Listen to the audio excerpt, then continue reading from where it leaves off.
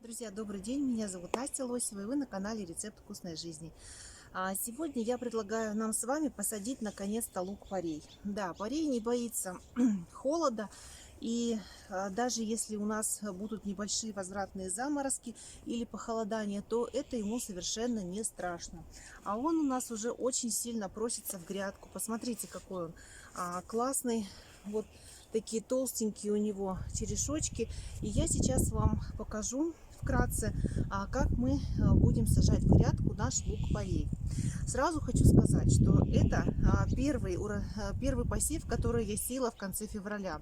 Еще у меня был другой посев, который я сеяла где-то месяц назад. И хочу после посадки вот этого лука и освобождения вот этого контейнера посадить еще один лук, посеять, потому что осенью я тоже оставляю лук-порей до конца, чтобы он у меня был в грядке и всегда был такой, так скажем, свежий урожай лучка. Вот этот лук мы съедим в течение лета. Что нам нужно сделать? Мы будем этот лук подрезать, и листочки будем его подрезать, и корешки. Вот такая у него корневая система. Я вам сразу хочу сказать, с луком сильно церемониться не надо. Он не боится пересадки.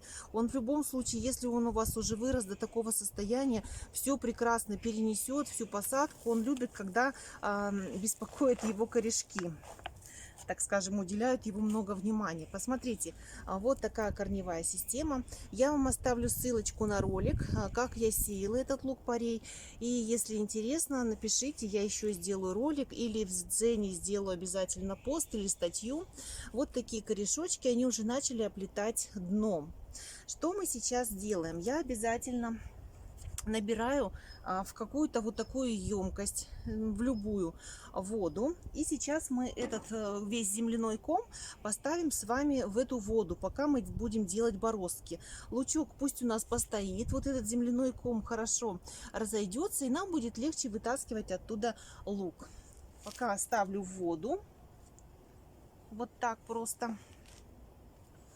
Вот таким образом он у меня будет стоять, набираться воды. А я сейчас вам покажу, какую грядку я выбрала для посадки лука-порея и что я буду делать.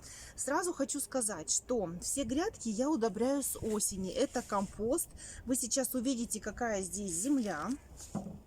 Вот грядка, на которой я задумала сажать лук-порей. Смотрите, я выбрала грядку, где у меня поменьше сейчас грунта. То есть у меня грядка на 2 доски, и одна доска у меня свободна от грунта. То есть земли здесь примерно 20 сантиметров. То есть 15 сантиметров первая доска, а еще 5 сантиметров вглубь. Этого вполне будет достаточно. А вот благодаря тому, что такой высокий бортик, нам будет удобно мульчировать лук-порей. Мульчировать лук-порей обязательно, хотя бы на первых этапах. Хотя осенью я вам покажу, как отбеливать ногу, которую мы вырастили. Поэтому, если вас интересует выращивание лука-порея, подписывайтесь на канал. Я обязательно расскажу вам, как его хранить, как отбелить ногу, если вы не хотите его окучивать. Итак, что нам нужно сделать с грядкой? Значит, посмотрите, грядка у меня такая компостная. Я сюда все лето закапываю растительные остатки. Именно растительные, не с кухни. Всякая трава скошенная и так далее. И поэтому грунт очень-очень рыхлый. Грядки я не копаю. Это не перекопанная грядка. И даже не грядка, которая у меня была под мульчой. На эту грядку мне не хватило мульчи. Я отсюда брала для рассады грунт. Итак, что мы сейчас делаем? Здесь у меня также, значит, как я сказала, компост, либо растительные остатки, зола. Если у вас не хватает этих удобрений, вы можете спокойно добавить гранулированный конский навоз, либо куриный навоз, прям рассыпав по всей территории грядки. Не в лунке, а рассыпайте везде, потому что у порея очень богатая корневая система будет разрастаться. Итак, сейчас наша с вами задача сделать глубокие бороздки, в которые мы и будем сажать лук-порей. Примерно между бороздками. Так, единственный инструмент, напишу обязательно об этом статью в своем Дзен-канале, поэтому подписывайтесь на Дзен, я пишу там посты и статьи о огородничестве, поэтому там еще больше интересной информации. А в моем телеграм-канале больше еще оперативной информации, поэтому я туда без монтажа, можно сказать, размещаю ролики, и сразу люди, которые там подписаны, в курсе всех событий. Итак, для того, чтобы посадить лук-порей, нам нужно сделать глубокие бороздки. Беру вот такой вот самый полезный в огороде инструмент удачника, у которого высокие грядки, вот такие прекрасные. И делаю бороздки. Бороздки делаю глубокие. Смотрите, я разгребаю грунт в одну и в другую сторону. Даже не разгребаю, а вот так вот его раскапываю. Глубокий, вот на глубину всей вот этой лопатки, в одну и другую сторону. Понятно, что сейчас мы обратно этот грунт скидывать не будем. Мы будем потихонечку как бы мульчировать им. То есть между рядами с луком у нас будет находиться вот такая гряда с землей. Сейчас я сделаю и покажу вам ближе.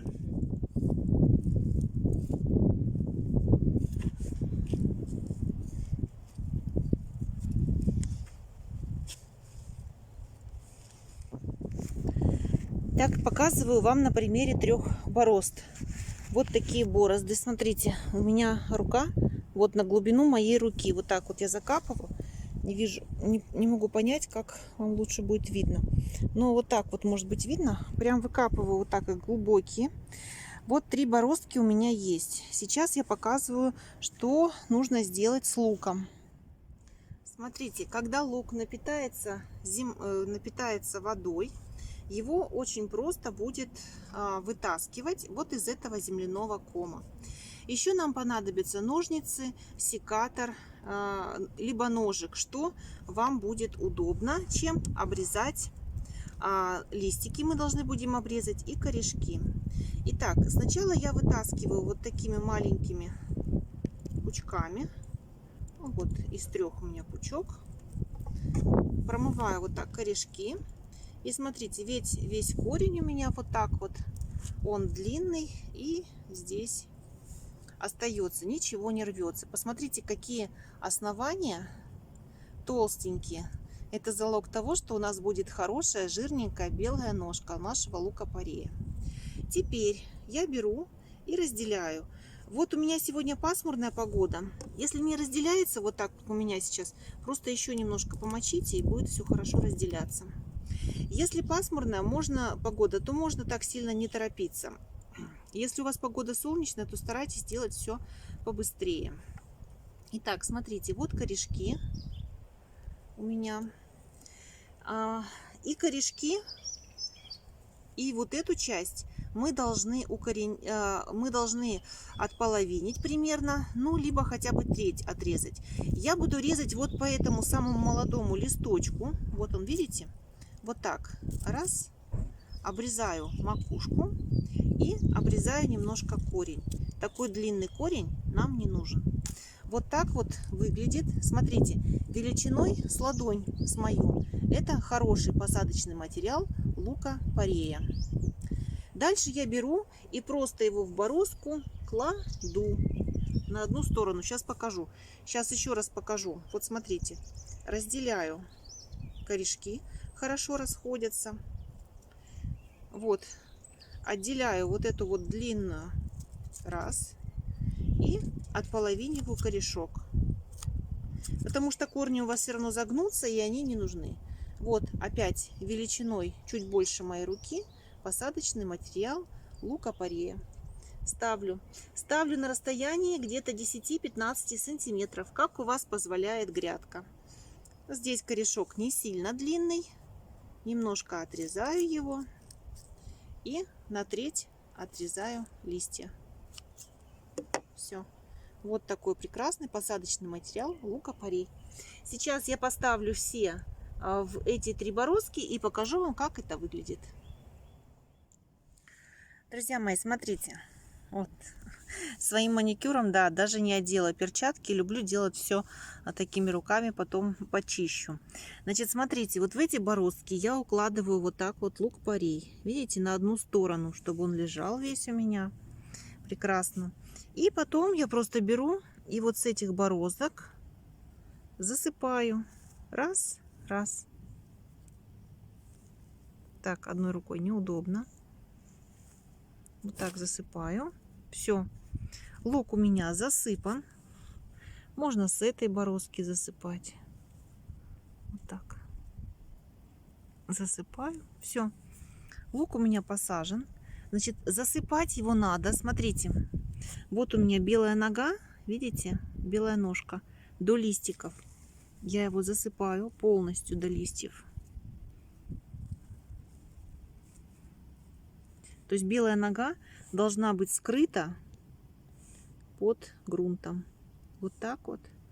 Вот так вот у меня посажен лук-порей. Сейчас я весь его засыплю. Видите, он у меня лежит уже готовенький. Засыплю, и даже поливать мне его не надо. Грунт очень влажный. Чем еще хороша посадка вот в такое раннее время? То, что внизу у нас тает постоянно снег, еще проходит вода, и, соответственно, грунт постоянно влажный, то есть меньше нужно поливать. И я уже посеяла морковь, но сейчас мы не про морковь говорим, хочу тоже сказать, что сейчас сеять морковь самое время, потому что влажный грунт, влажная земля, и меньше требуется полива. Итак, вот у меня лук-порей, сейчас я весь заглублю, сделаю основную грядку, посажу весь имеющийся у меня лучок и покажу вам, что получилось. Все, я досадила свой лук-порей. Смотрите, вот так в бороздках он выглядит. Сейчас это тоненькие былиночки, но не переживайте, скоро, очень скоро он превратится в прекрасный белый лук-порей, который мы будем с вами есть. Смотрите, еще вот такие валики остались. По мере того, как лук будет подрастать, вот эта нога будет у него увеличиваться, я буду засыпать потихонечку вот с этих валиков грунтом. А потом, когда валики у меня закончатся, я буду просто мульчировать. Вот так мы сегодня с вами посадили лук-порей. А вот в эту плошечку я посажу очередную партию своего порея. Все, у меня получилось полгрядочки. Этого нам на лето хватит. По 6 штук в полоске у меня получилось. Раз, два, 4, 5, 6 полных полосок. 36 и 2 еще 38 растений я сегодня посадила. Вполне нам хватит на еду.